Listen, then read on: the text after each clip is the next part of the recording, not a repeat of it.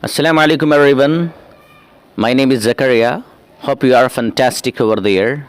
In this video, I would like to let you know about how to use verb plus ing.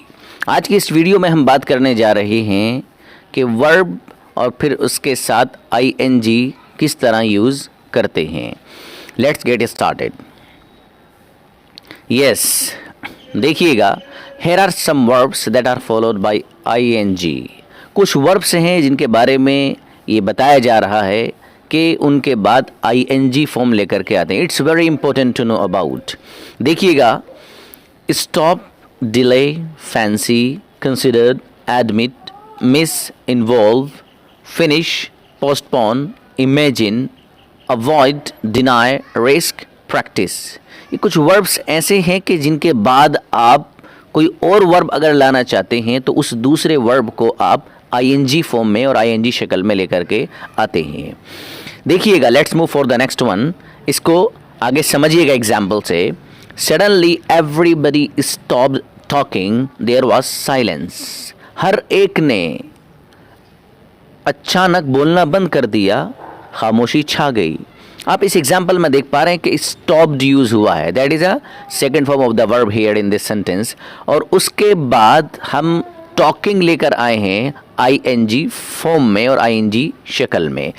Next example, you always delay coming here. आप यहाँ आने में हमेशा ताख़ीर करते हो और हमेशा लेट करते हैं. आप इस एग्जाम्पल में देखिएगा, डिले ये एक वर्ब है और उसके बाद जो दूसरा वर्ब लाया गया है कमिंग, वो ing अंदाज में और ing फॉर्म में उसको लेकर के आए हैं. यही बताने का मकसद भी है. Next example, I don't fancy going out this evening. आज शाम मैं बाहर जाना नहीं चाहता हूँ. अब इस एग्जाम्पल में आप देखिएगा कि फैंसी वर्ड यूज हुआ है, उसके बाद जो हम वर्ब लेकर आए हैं वो ing फॉर्म में गोइंग लेकर के आए हैं, as you are able to see here. Next example, have you ever considered going to live in another country. क्या आपने कभी किसी दूसरी कंट्री में रहने के लिए, जाने के लिए सोचा है. अब इस एग्जाम्पल में आप देख पा रहे हैं कि कंसिडर्ड ये यूज़ हुआ है और उसके बाद जो हम वर्ब लेकर आए हैं गोइंग, तो वो ing फॉर्म में लेकर के आए हैं. Next example, he admitted stealing the money. उसने पैसे चुराने का एतराफ़ किया और उसने माना कि उसने पैसे चुराए थे. इस एग्जाम्पल में आप देखिएगा कि एडमिटेड ये यूज़ हुआ है और उसके बाद जो वर्ब लेकर के आए हैं वो स्टीलिंग ing फॉर्म लेकर के आए हैं.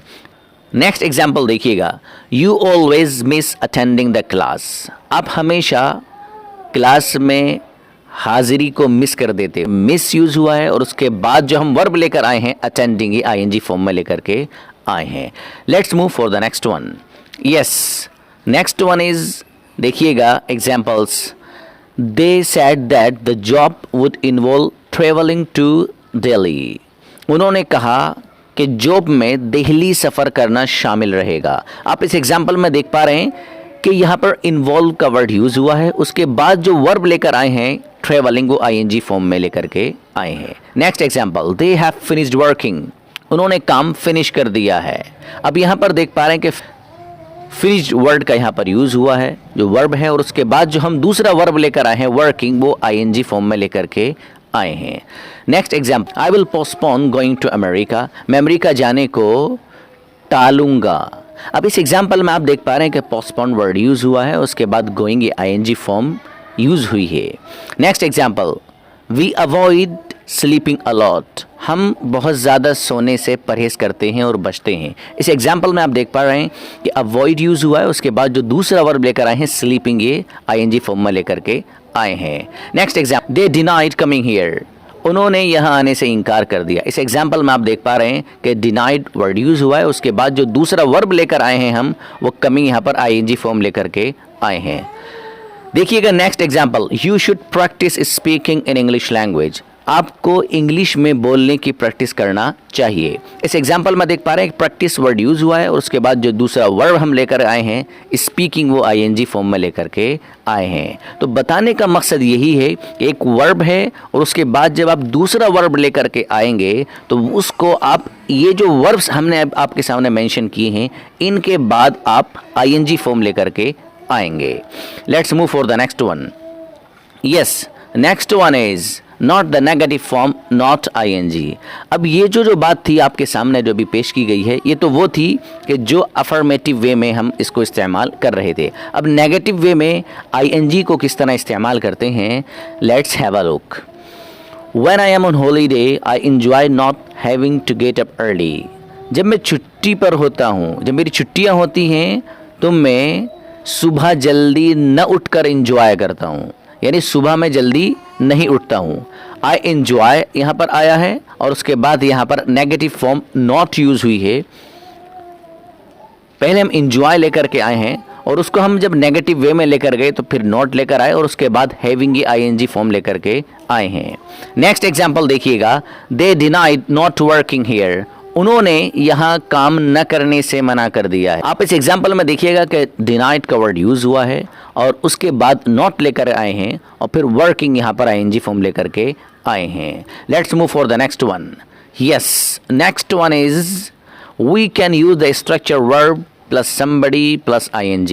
यहाँ से बता रहे हैं कि थोड़ा सा स्ट्रक्चर जो पिछली स्लाइड्स थी उनसे कुछ अलग स्ट्रक्चर्स के बारे में यहाँ से बात शुरू हो रही है, तो देखिएगा, उसको समझिएगा एग्जाम्पल से। I cannot imagine Anas driving a car. मैं तसव्वुर नहीं कर सकता कि अनस कार चला रहा है। अब आप देखिएगा इस एग्जाम्पल में, जैसे ऊपर बताया था कि स्ट्रक्चर पहले वर्ब, फिर उसके बाद somebody और उसके बाद ing। इस एग्जाम्पल में देखिएगा, पहले यहाँ पर इमेजिन वर्ब लेकर आए हैं, फिर उसके बाद अनस को लेकर आए हैं जो यहाँ पर हमने ऊपर इशारा किया था somebody से, फिर उसके बाद ing लेकर आए हैं ड्राइविंग। तो आपको अगर इस अंदाज से किसी सेंस को एक्सप्रेस करना हो तो आप उसको इस वे में एक्सप्रेस कर सकते हैं। Next example, you cannot stop me doing what I want. जो मैं चाहता हूँ उसको करने से आप मुझे नहीं रोक सकते। इस एग्जाम्पल में देख पा रहे हैं आप, पहले स्टॉप यूज़ हुआ है, फिर उसके बाद यहाँ पर somebody की जगह मी लेकर के आए हैं, फिर उसके बाद डूइंग ये ing फॉर्म लेकर के आए हैं। Next example, sorry to keep you waiting so long. बहुत ज़्यादा देर तक आपको इंतज़ार कराने के लिए मैं माजरत चाहता हूँ। आपने बहुत देर मेरा इंतज़ार किया, उसके लिए माजरत। आप देखिएगा इस एग्जाम्पल में पहले कीप लेकर के आए हैं, उसके बाद यू somebody की जगह लेकर आए हैं, उसके बाद वेटिंग ये ing फॉर्म लेकर के आए हैं। Let's move for the next one. Yes, next one is देखिएगा, when you are talking about finished actions you can use having done, having stolen और हैविंग सेड एसेट्रा। यहाँ से बताना ये चाहते हैं, थोड़ी सी अलग बात है, वो ये है कि अगर आप ऐसे एक्शंस के बारे में जो फिनिश्ड एक्शन यानी जो ख़त्म हो चुके हैं, उन एक्शंस के बारे में अगर आप बात कर रहे हैं और कुछ बताना चाहते हैं, तो फिर उस वक्त आप ये वाला स्ट्रक्चर हैविंग डन और हैविंग स्टोलन और हैविंग सेड एसेट्रा वाला जो स्ट्रक्चर है, इसको भी यूज़ किया जा सकता है। इसको देखिएगा, एग्जाम्पल से समझिएगा और बात क्लियर हो जाती है। They admitted having stolen the money. उन्होंने पैसे चुराने का इकरार किया। तो आप इसको इस तरह भी यूज़ कर सकते हैं, दे एडमिटेड और उसके बाद यहाँ पर हम देख पा रहे हैं आप हैविंग स्टोलन ये लेकर के आए हैं, जैसे कि ऊपर यहाँ पर as you are able to see here ये जो इशारा किया था हैविंग डन और हैविंग स्टोलन हैविंग सेड के ताल्लुक से। तो आप इस अंदाज से भी इसको लेकर के आ सकते हैं। Let's move for the next one.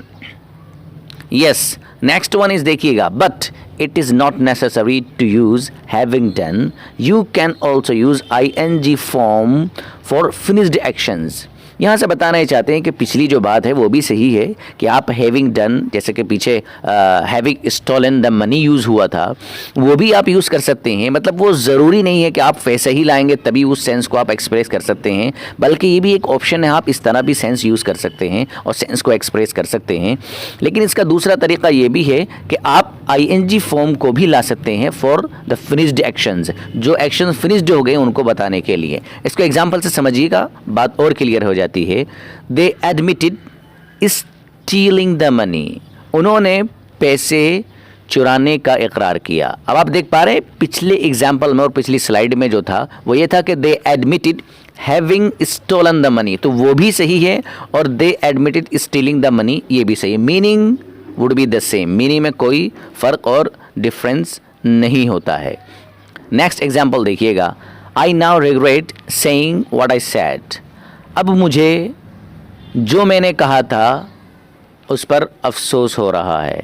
अब आप इस एग्जाम्पल में देखिएगा, रिग्रेट ये वर्ड यूज़ हुआ है, उसके बाद सेइंग लेकर के आए हैं, लेकिन यहाँ पर आप ब्रैकेट में, as you are able to see here between two brackets, तो उसमें आप देख पा रहे हैं कि यहाँ पर हैविंग सैड ये भी यूज़ किया जा सकता है। तो इस पूरी स्लाइड का पर्पज़ और मकसद यही है कि हम दोनों तरह से स्ट्रक्चर यूज़ कर सकते हैं। हैविंग डन वाला भी यूज़ कर सकते हैं और डायरेक्ट आईएनजी फॉर्म भी यूज़ की जा सकती है। जैसे कि लास्ट वन एग्जांपल में यहाँ पर हमने शो भी किया है कि आप देख पा रहे हैं, पहले रिग्रेट लेकर आए हैं, उसके बाद सेइंग डायरेक्ट आईएनजी फॉर्म लेकर आए हैं, या फिर आप सेइंग की जगह अगर रिग्रेट और उसके बाद हैविंग सैड कहें, दैट इज ऑल्सो करेक्ट, आप ये भी यूज़ कर सकते हैं। Let's move for the next one. Yes, next one देखिएगा, after some of the verb specially admit, deny, suggest, you can use that. यहाँ से एक अलग थोड़ी सी बात और ये है कि कुछ वर्ब्स ऐसे होते हैं जो स्पेशल वर्ब आप उनको कह सकते हैं कि इनके बाद आप दैट का वर्ड यूज़ कर सकते हैं। जैसे कि उनमें एक एडमिट है, डिनाई है, सजेस्ट है। इसको एग्जाम्पल से समझिएगा, they admitted that they had stolen the money. उन्होंने इकरार किया कि उन्होंने पैसे चुराए थे। इस एग्जाम्पल में आप देखिएगा एडमिटेड यूज़ हुआ है, उसके बाद दैट लेकर के आए हैं। यही बताने का यहाँ पर इनका मकसद भी है। तो जो सेंस इसका है आगे, और दे एडमिटेड स्टीलिंग, और आगे जो पूरा सेंटेंस है द मनी, वो भी यूज़ किया जा सकता है। आप इस एग्जाम्पल में देखिएगा, Ahmad suggested that I should study English language. Ahmad ने मशवरा दिया कि मुझे इंग्लिश पढ़नी चाहिए। आप देख पा रहे हैं इस एग्जाम्पल में सजेस्टेड के बाद दैट का वर्ड यूज़ हुआ है, और इसी तरह इसको लेकर के आते हैं। सजेस्टेड स्टडीइंग आप ये कहें, that is also correct. Hope आपको ये लेसन समझ में आया होगा, and I will be coming back with a new lesson very soon here. Till then you take care and have a great day. Hey there. Subscribe to my channel and also press this bell icon.